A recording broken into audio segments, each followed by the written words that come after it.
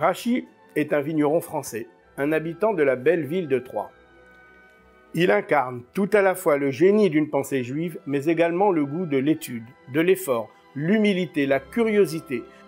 La langue française est celle du mot juste, du mot parfait, du mot précis. Rachy a utilisé exactement la même façon de dire les choses avec le mot le plus juste qui convient toujours pour donner l'explication la plus littérale, la plus simple. Il a suivi la méthode de la Bible qui elle-même est parcimonieuse dans ses mots et Rachy est parcimonieux lui-même dans ses mots. C'est une part du génie français.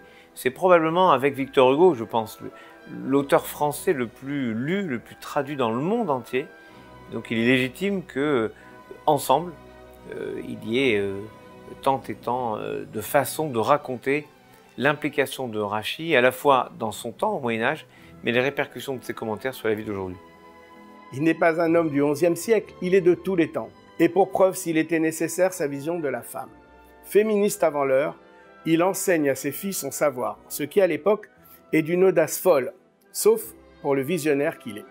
Il est donc tout à la fois un génie juif, un génie français, le symbole même du judaïsme français.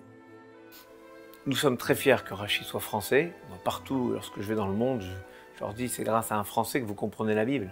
Et il a su chaque fois trouver les mots pour ne jamais enfermer quelqu'un dans un lieu. Et finalement, on se rend compte que ce soit en France, que ce soit au Brésil, que ce soit au Mexique, que ce soit en Hongrie, on arrive à lire Rachy et avoir le sentiment qu'il nous parle. Rachy est d'hier et d'aujourd'hui. Grâce à la Fondation Rachy, il sera pour toujours aussi de demain.